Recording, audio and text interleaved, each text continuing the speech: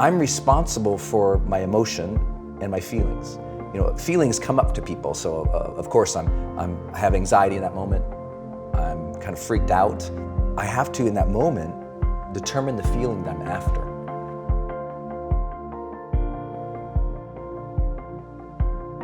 Do you remember how we first met? Like the very time we actually met in person? It was like Intercontinental, Dallas, Texas, Success Magazine. They're doing an event. They had like 2,000 people. We're both speaking there.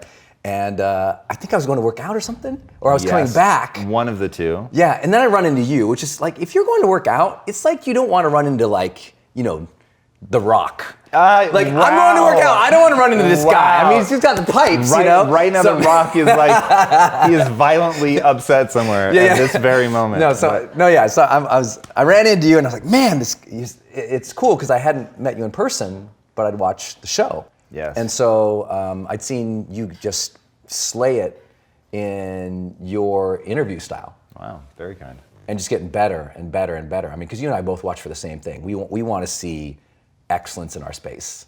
And when we see it, we watch and we watch and we watch. And what you've built here is incredible. But it was so cool to finally actually meet you in person, because you never know what people's energy is like off camera. And that's why I was so surprised. And our first meeting left an indelible mark in me. So obviously I knew who you were. I'd watched a ton of your content. And we're probably no BS, like 30 yards away from each other. Minimum, you come around the corner and Tom Bilyeu. And I was like, I didn't even know you knew who I was. And it was so warm and so enthusiastic. It is so infectious. And so as I'm reading the book, High Performance Habits, which by the way, you guys go out and get, this book is awesome. I'm gonna stamp this one hard. One, because some of the surprises we're gonna talk about, because you say a lot, like, I know if you read just the back at what the 6 habits are, you're gonna be like, well, I get these. Sure. You really don't. As you get into it, some of the surprises and things that you can put into your life are really, really interesting. But seeing like how gracious and warm and kind you were was really, really fascinating. And then reading the book, hearing your notion of you generate the energy. If you want joy, you create the joy. Talk to us about that. That was something that really, really struck me. Yeah, that piece comes from probably the most powerful metaphor of my entire life. And that is, the power plant doesn't have energy, it generates energy. And I've been teaching that for like 15 years on stage. And one guy stands up one time and he goes, actually, you're wrong. At my event, there's 2,000 people at my event. He goes, well, you're actually wrong. I'm like, oh, how am I wrong? He says, well, a power plant doesn't generate energy. What it does is it takes energy from one source, upgrades it, so transforms the energy, then stores it and transmits it. So it's really transforming energy from one sort of location or one type of energy to another. Right. And I love that metaphor because I felt like that's my job. So much of my life is helping people reach another level of energy. Because if you don't reach another level of energy, you can't serve at another level. If you don't reach another level of energy, you can't feel better, be happier, be a better spouse. It's like everyone says, I want that next level, but they don't understand energy is the requirement to get there. And when we measured energy in our studies, we were talking about really mental energy, emotional energy, and physical energy. And it was a huge turning point in my life when I started realizing these things, because that whole thing that we as entrepreneurs, we want to wait for maybe one day I'll feel energized, or maybe one day I'll feel joy, or maybe one day I can have fun after, all the money's in the bank, and you got the house or the cars or the money or the stuff. And then people go, then I'm going to be really a fun person. It's like, no, if you're not a fun person when you're broke, you're not going to be that much more fun when you're rich. And I think that people have to learn to bring the joy. It's one of our little taglines on our shirts, right? Bring the joy. And that says, you don't have joy, just like I don't think people have happiness. I don't think people have sadness either. I think that we are generating the emotions and the feelings that we experience in life. And as soon as we own that responsibility, life gets really fun, because now we can choose it. And I'll give you an example. Last night, I spoke to 12,000 people on stage here in LA at the convention center. And it was terrifying because Pitbull was opening. I'm backstage and I feel the cortisol dropping. I feel myself getting tense. Pitbull talks for maybe like 10 minutes and then he does a 4-song set. Whoa. Okay. When he finishes 4-song set, I got to come and hit the stage and do 90 minutes. And I'm backstage, and the emotion of my life at that moment is terror, is stress because do they have my video? They don't have the video, the keynote's not working, all this other stuff is going on. I mean, it was just like really intense. But when I hit that stage, I'm responsible for my emotion and my feelings. Feelings come up to people. So of course I have anxiety in that moment. I'm kind of freaked out. I have to, in that moment, determine the feeling that I'm after. And we talk about that in the book, is that we have to determine the feeling that we are after and live into that feeling, not hope it lands on us. And that's when someone starts getting real mastery in life. Because I knew I had hit that stage and there couldn't be the stress on me. There couldn't be the anxiety on me. I had to bring joy at a stage at level 10x. Walk us through the mechanisms of that. So, and it's something that you cover very well in the book, is there's a process. In fact, the book is high-performing habits, right? And you really go into the habits, the mechanisms, the things that you can do, say, orchestrate into your life, which I think is really the core of what makes the book so powerful. So in that moment, you're backstage. What are you actually doing? Yeah. First, I'm closing my eyes and say, where is this emotion coming from? And I realized in my mind, it's like, oh, it's because I'm thinking I have to go follow Pitbull. And that's where people fail in life. Oh, well, my Instagram's not like hers, or, I'm not as famous as him. We have all these comparisons that cause us cortisol or anxiety, that shut us down, and then we stop performing our best because we're trying to follow somebody versus just go do our thing. So I identified that's where I'm at. Okay, what's that causing? That's causing that cortisol adrenal drip that I don't want right now. So what do I need to do? And the fastest ways to get yourself back is usually, breath and movement. So I teach this program, High Performance Academy. It's like one of the crowd favorites. On day 3, we have 2,000 people there, and about 40% of the audience is international. So day 3, their jet lag is just whooping them, right? And it's just predictable. I know exactly about 1 in the afternoon, day 3, they start bonking. So I do this breath scaling thing where I teach them to breathe in through their nose, like they're breathing in the ocean, like, and then breathe out. Okay, and that's kind of the top level. So we just start breathing normal, and it gets more and more and more and more and more and more intense until you're at the top, and it's literally like. And I sustain that for like 60 seconds.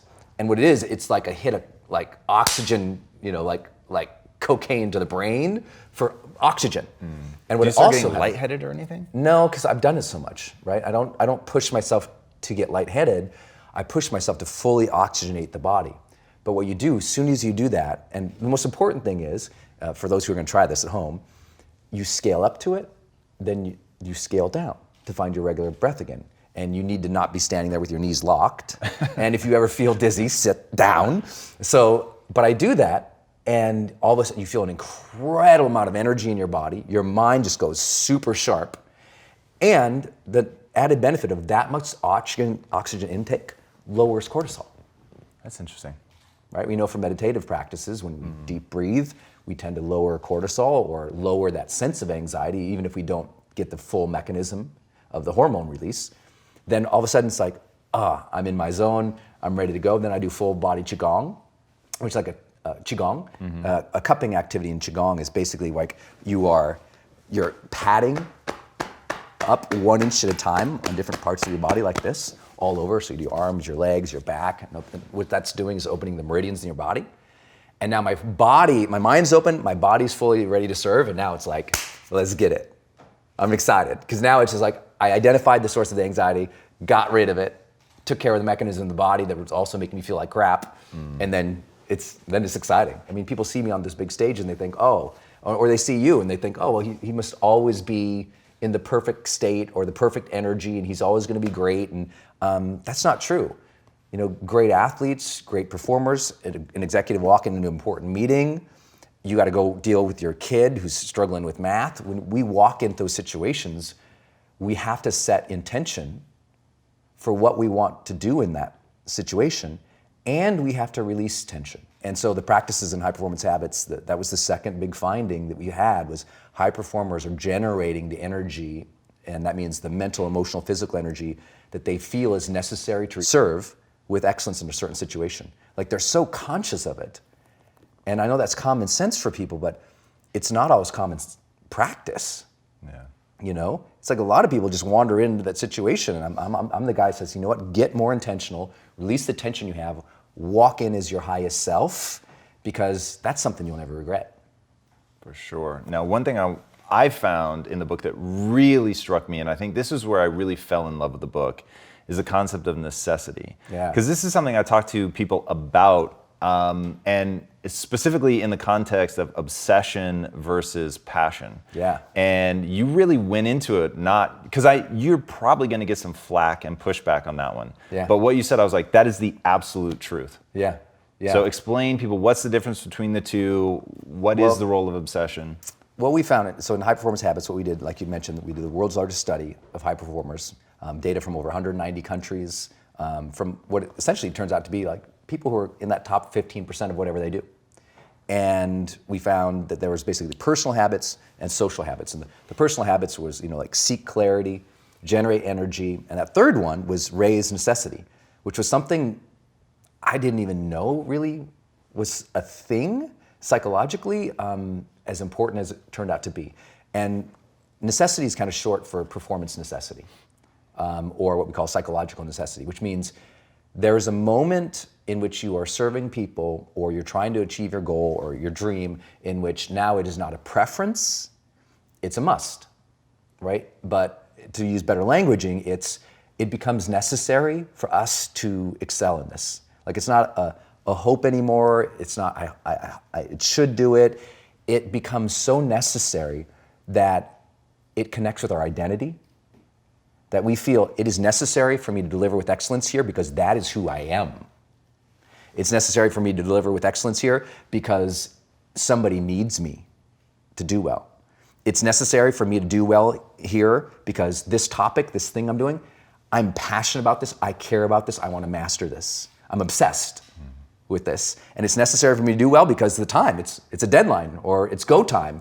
And when all those come together, that personal side of this is my identity and I'm obsessed about it, and that other side where it's like somebody needs me and there is a real deadline, right in the middle, that's performance necessity.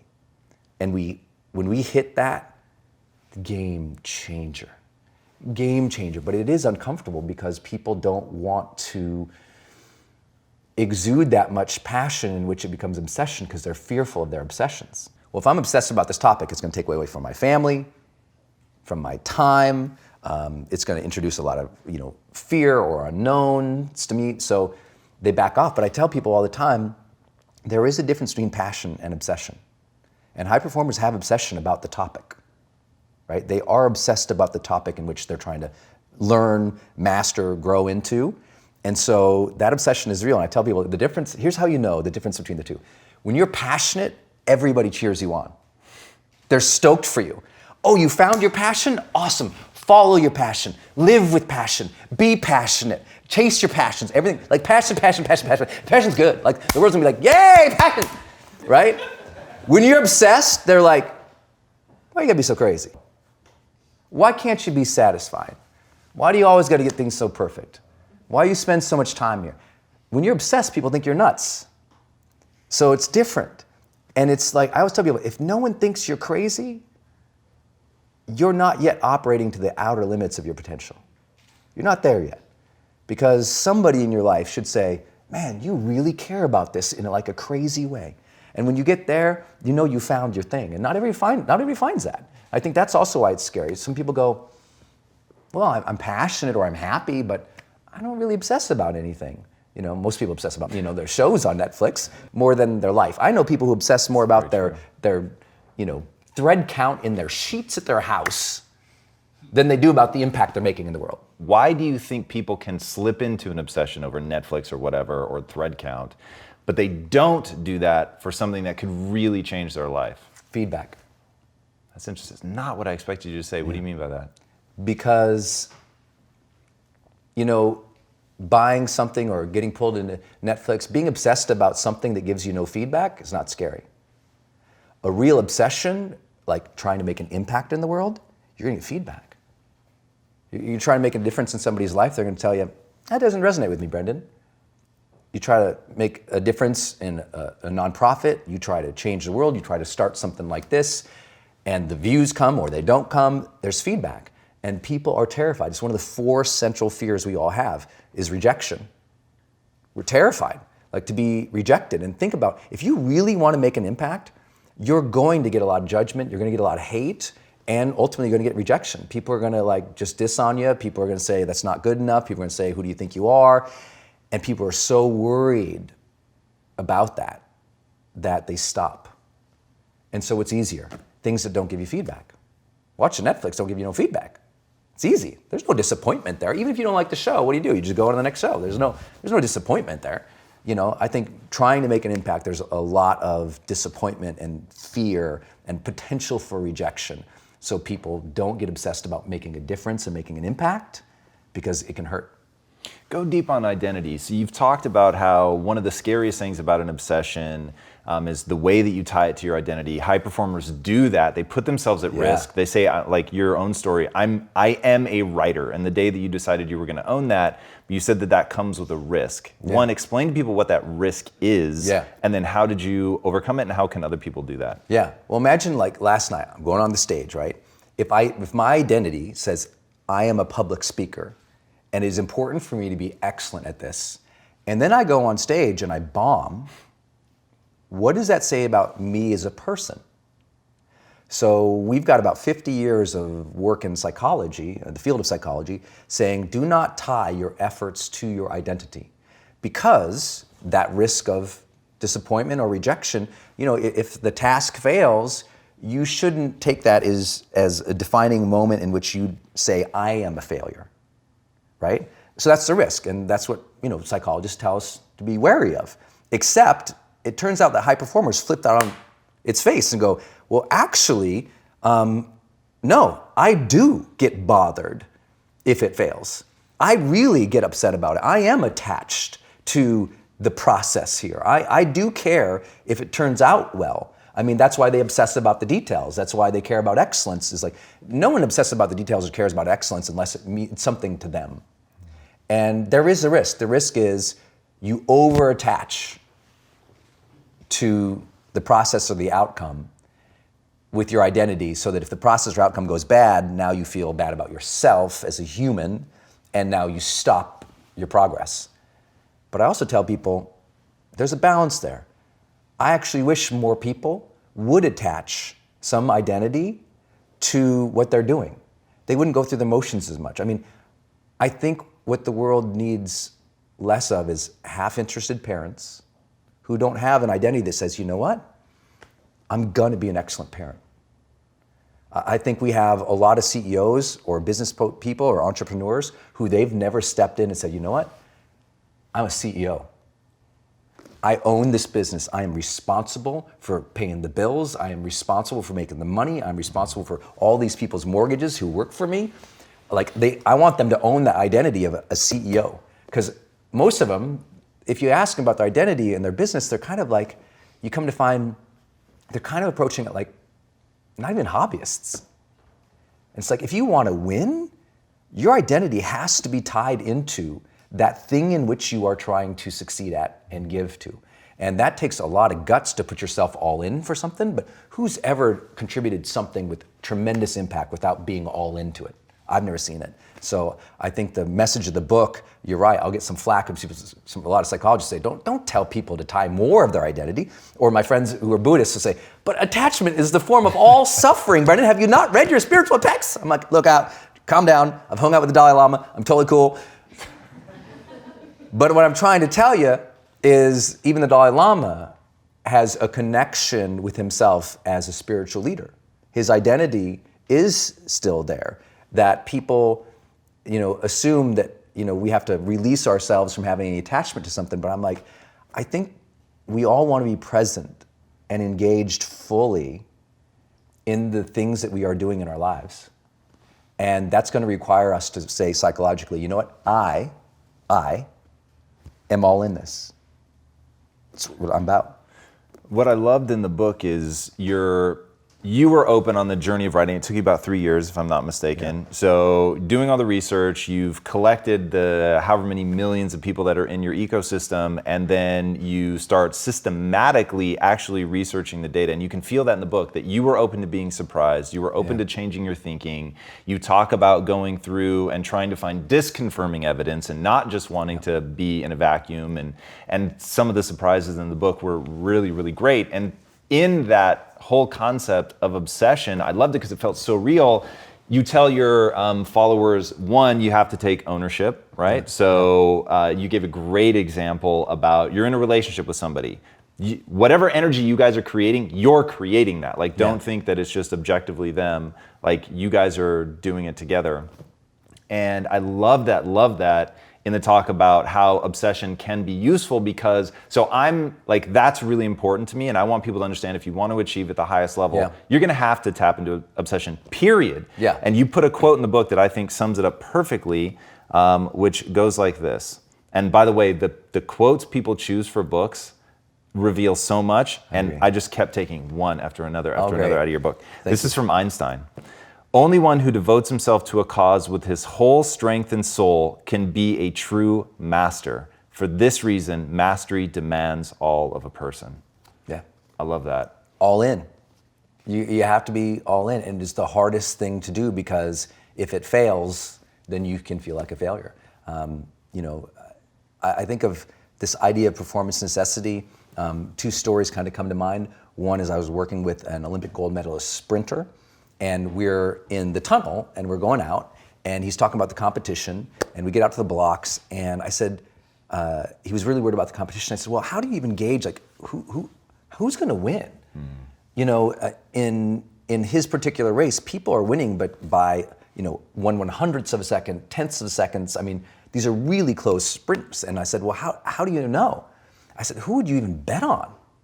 And he says, I would bet on the guy who gets down at the blocks, gets himself settled, looks at the finish line, then says, I gotta do this for my mom.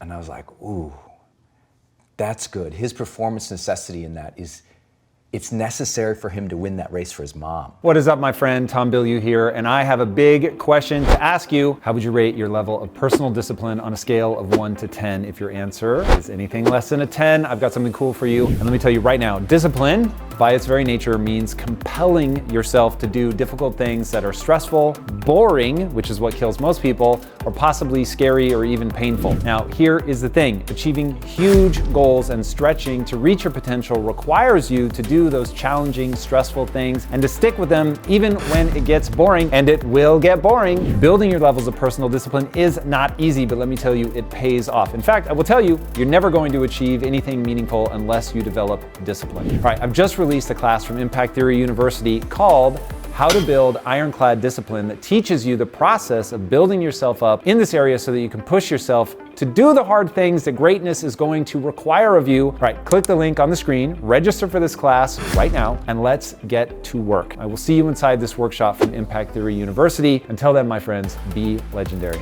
Peace out.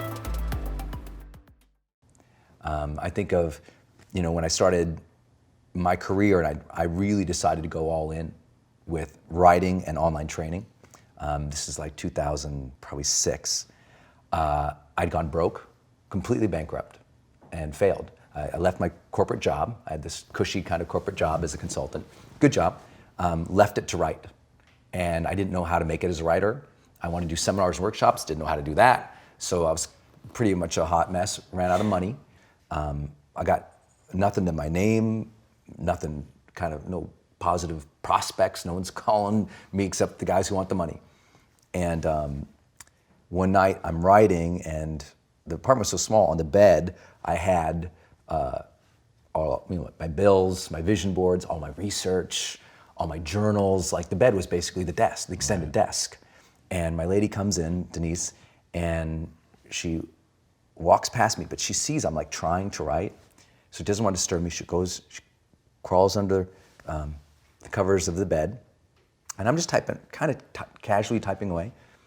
And I look over, and I see my woman sleeping under my bills. And it was just like, because none of us want to see our family suffer because we are not performing. Sure. And I was just like, I gotta figure this out. And I'm telling you, I wrote more that night than any night in my entire life. Next day I wrote more than ever. That birthed Life's Golden Ticket, which became a bestseller.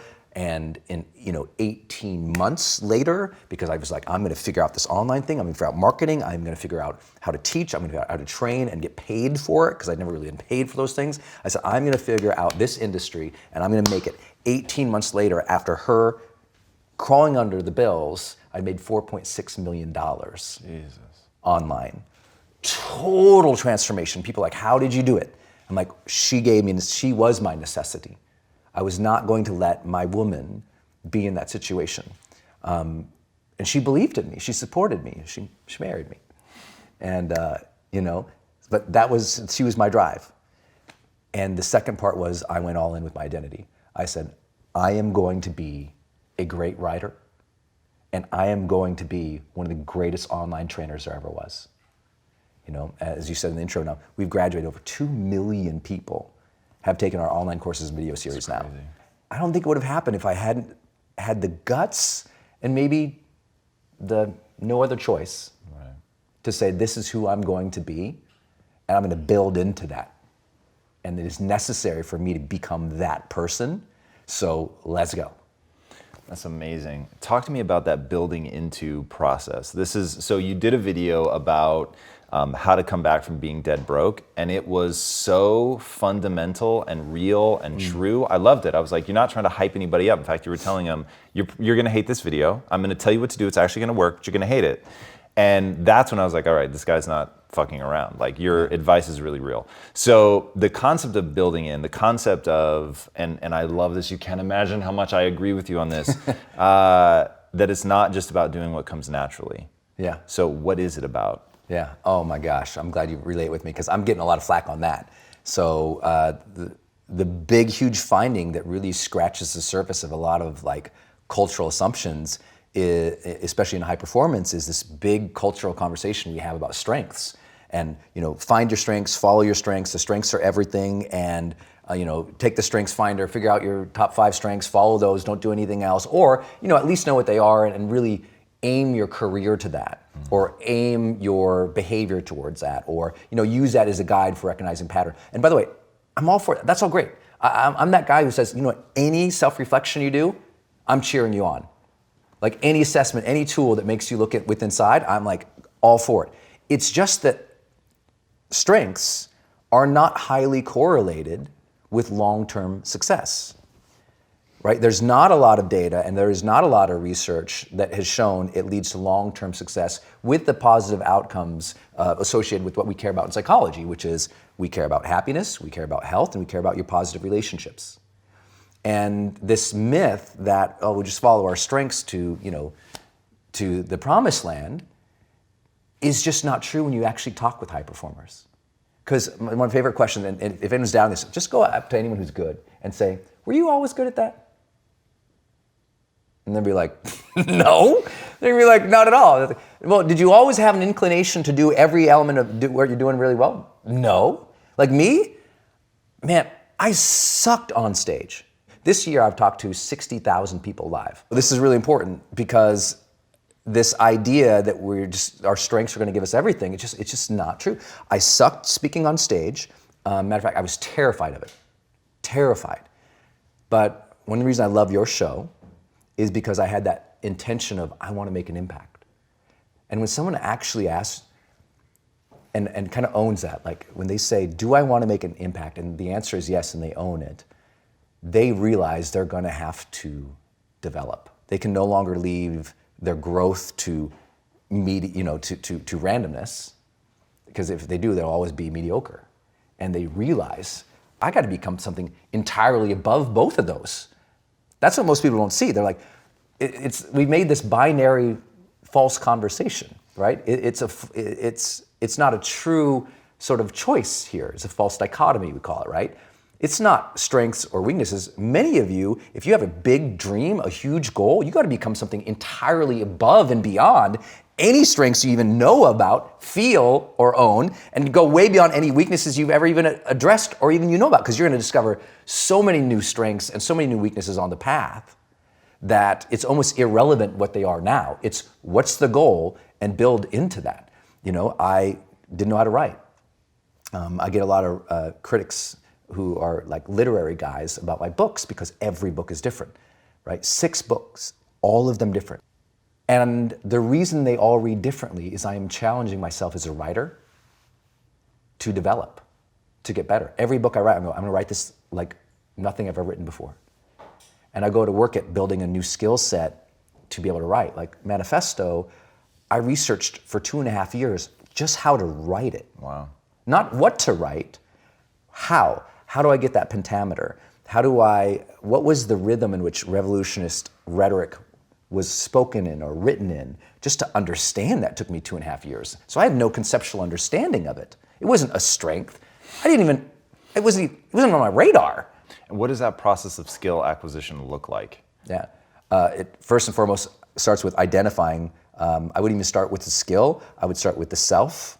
In the chapter on seeking clarity, we say it's like what we found for high performers is they've identified these 4 things. They're more intentional in these 4 areas. Number 1 is high performers are consistently seeking clarity in who do I want to be? And I know a lot of people do that when they turn 30 or 40 or 50 or 60 or 70, and people do that at New Year's. But high performers are doing that like in every situation. Like when I walked down the stairs here, I was like, who do I want to be in this interview right now with my friend Tom? Like, I want to do a good job for him, I made that performance necessity on myself. Like, I want to do a good job. So I was like, well, I want to be present. I want to be enthusiastic. I want to be bold. Like, I want to be those things. High performers are constantly seeking clarity about how they want to interact with other people. And I think a big development growth point for people is determining how do I really want to treat people when they don't agree with me, or when they're hating on me, or when they're discounting me, or they're being mean to me, or we're in a fight. Because I think some of those are the greatest growth areas of our life. And then high performers are very clear about the critical skills they must develop in order to succeed in their space. They identify, usually, we found they usually know 3 to 5 current skills they're working on. So another example for me was video. I was very awkward and uncomfortable in front of video. I know the feeling. Right, yeah, right? But you said, okay, if I'm gonna make an impact, I'd better figure that out. Yep. I'd better figure that out. And so you go to work, you put in the miles, you try, because learning is the ultimate lever to leveling up. Right? You actually have a math equation, if I may, which I think is where you're hit headed. it. But I loved this equation so much. Passion plus growth plus contribution equals personal satisfaction. Yeah. It's like those all coming together, a lot of people have never experienced. And it's hard for you and I to say that as personal development guys, but it's true. There's a lot of people who have never had those 3 completely line up, so they're not satisfied even with their job or their career or their life, because the passion isn't there. Even if the passion's there, they don't feel like they're growing. But everybody who I talk to, do you remember that first personal development book you read? Do you remember that first time you wrote tons of notes about what you wanted your life to be about? Do you remember that first time you watched a movie that inspired you to go change? There was fire there, because that learning, it opened up your mind to a new level of existence for you. And as soon as you saw it, you were like, ooh, ambition hit your heart. And now if you can match it with contribution, and you can see how that passion or that fire or that learning or that growth all aligns to some type of impact, now you're getting me fired up, because now I can see the outcome of all the work. A lot of people don't do the work because they don't believe the outcome. That's interesting. If psychologists talk about the power of expectancy. When we talk about motivation, there's only 2 things that spark motivation. One is ambition, and that is I want more of, or I want a greater depth of, right? I want a greater depth of connection with my lady, that's ambition. Or I want a better meditative practice, that's ambition, right? I want to be better at my job, that's ambition. So it starts with ambition. But ambition, if it's not coupled with what they call expectancy in psychology, you're screwed. Expectancy says, I believe that I can figure that out. I believe that I can achieve that. I believe that that is possible for me.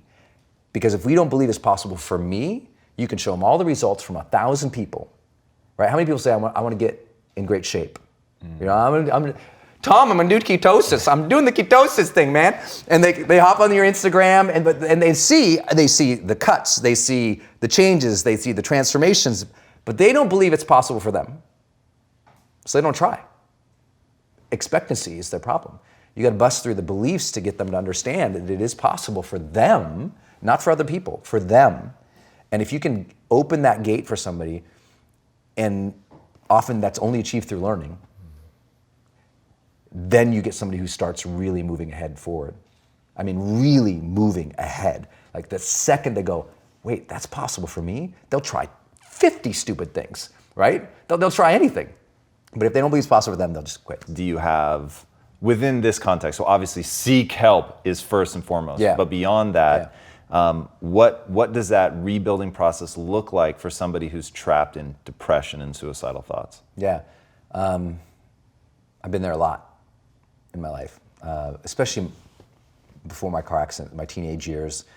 Then the first woman I ever loved, we had a big breakup, and that breakup sent me down into depression and suicidal planning. And it's tough to dispense advice to people other than get help. And I'll share why. Because that time in my life, I had so many people coming up to me, you know, my friends would come into my dorm room, and, Brendon, let's go do something. And the hope is lost. And what people, I think, make the mistake of trying to do is hype people up. Everything's gonna be okay, you're gonna be great. And what people need who are suicidal is serious psychological intervention. They need to seek support and help. And outside of that, when they do get that support, the first thing a great therapist is going to do, outside of the emotional reflection work of why are you here and what has caused this sort of pattern for you, they're going to get you starting to get some momentum. The most important thing is when you are super down, outside of finding that emotional reasoning for where you are, is to start getting momentum. Because with momentum comes hope. With momentum comes motivation. With momentum comes, that feeling that there's a reason for tomorrow. And so it's as simple as just saying, okay, what are 3 things I'm going to do today?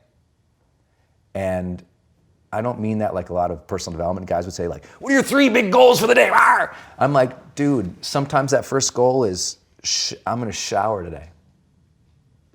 I'm really gonna shower today. I'm gonna walk to the library. I'm gonna come home. And that's all they got. Like literally, that's all they got.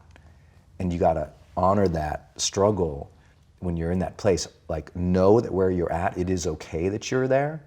And now you're gonna need help. And now you're gonna have to set up some daily practices just every day. Win a little bit. Not like win your dreams, not like crush through goals, not like be a badass, not like, no, just momentum, man. You know, most of the guys I've dealt with in that position who were suicidal, outside of their therapeutic work, I said, the most important thing you can do is win the morning. Just win the morning, man. I think that's true for all of us, even high performers. Like if I don't have my morning routine game, I feel, out of sorts. So I think it's true for everybody. You got to own your morning. You got to win it because that starts and sets up everything else. I know you believe that as well. Like people need that discipline, those routines that will help the rest of their day go better. And I don't want to ever be flippant with the advice to people who are dealing with that situation outside of get some help, get some momentum, and be okay if that momentum is really small because it will build. Trust that that momentum builds and trust that those gloomy and bad, dark days, trust that those are going to be there. They'll get less and less and less as you learn how to cope, but they're going to be there. And so when they're there, it's one of outside of teaching people to bring the joy in my life, I teach people to honor the struggle, honor the difficulty. When we honor the struggle instead of hate the struggle, we can really achieve extraordinary things because our mindset's in the right place. As soon as you honor the struggle, you accept that, oh, of course, there should be struggle here. I should I should honor this process. When you go to the gym to work out, you like honor that this is going to be hard and honor that process of getting better. And the more that you bring honor to it, the more your psyche builds with strength, and you get a little bit of that esteem back because you see yourself engaging something versus avoiding it and running away. You see yourself connecting with something and giving it reverence. You're like I have reverence for the difficulties of life. They may be better. So I don't want a friction-free life. I'm not interested in it. You know, I like to say sometimes that, you know, the journey to greatness begins the moment that our, you know, deep desires for comfort and ease are overpowered by our desires to connect and contribute. I love that, man. Where can these guys find you online before I ask my final question? Just, you know what, Brendon.com, Brendon.com. I remember seeing, this is way back, Oprah had Oprah.com. And I thought, how cool would it be to have your name, .com. Now, I sought this kid out. So I went to Brendon.com, and this guy, he had his resume up there. And that's all he had, was a resume. So I emailed the guy, and I'm like, hey man, I'd really love to own this website. Could I buy it from you? He goes, no, it's my name. I'm like, dang it. And he says, no, you know, I got my mom, she's got, you know, an email, we have an email associated with the domain. Right. All this stuff. I said, oh man, all right. So I set it in my calendar. Every 6 months for 6 years. Whoa. My calendar would go off, and I'd email him again. Email him again. Email him again. Email him. It took 6 years. And on the 6th year, he said, you know what, yeah, you know, I'd be interested in that conversation. Sold it, so I got Brendon.com. I'm really happy about that, really thrilled. Stupid story, but I was like, yes, determination. So Brendon.com, follow me on Instagram at Brendon Burchard. Check out my YouTube channel, because I think anything you're going through in your life, you can hit my YouTube channel, and there's, you know, over 100 plus videos of something. Nice. Yeah. All right, last question. What is the impact that you want to have on the world? Oh! That is a hard one.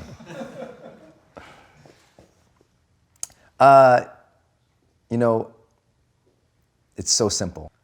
Like when you get that life is really short, and you felt that before, either by you were threatened or you've had someone near and dear die, but when you have that real essence in you that says life is short, have reverence for it, live it, that's a really big thing. I got that at 19, and I learned specifically that if we have a moment of cognition before the end of our life, we tend to ask questions to evaluate if we're happy. So if I have any impact in the world, it's going to come from that experience where I learned that the ultimate lesson is determine what the questions you're going to ask at the end of your life are going to be. Find out those questions. What will you ask at the end of your life to evaluate your life so that you would know if you were happy with your life? Like, figure out those questions and then live each day intentionally so you're happy with the answers at the end. For me, the questions I had were, did I live? Which I hadn't. I hadn't been living my life. I'd been thinking about taking my life. Right. Did I love? No, my heart was broken. And I put up all these walls to keep out other people. And I always say, you know, sometimes the walls we put up to keep out the bad guys prevent the good guys from getting in. And suddenly in our own self-protection, we block out the very thing we want, which is connection. And I learned that I would ask, did I matter? You know, 22 years ago, on a dark Caribbean night, I'm standing on the crumpled hood of a car, bleeding out. My friend and I just wrecked a car. He's screaming at the top of his lungs. He's bleeding. We don't know if we're going to live. And I'm standing on the hood of this car, looking down at all this blood, and I'm in terror. And I just remember looking down at the hood and just thinking, did I even matter? You know? And I hated the answer at that time in my life, because I'm a 19-year-old kid. I didn't know about impact theory. For real. I didn't know to think about that. Young kids sometimes, they don't know to think about that. I didn't know to think about legacy, meaning. Did I matter? I didn't think I did. But the good news is I'm a good learner. And I felt like I got a second chance from God that night. And I learned that it was really important for me to figure out how do I live and how do I love and how do I matter in such a way that if I face my death again, I'll know I've earned the second chance. And so what I want to tell people and the impact I want is I just want people to know your questions, man. Live intentionally and earn the life that you've been given because this moment's a blessing. So earn this moment and live intentionally. I love it, man. Thank you so much for coming. Thank you. Beating yourself up will not make you do the work to get healthy. And tearing yourself down over the shit that you've done or the terrible relationships that you're in, it's not going to empower you to change the patterns that are keeping you stuck.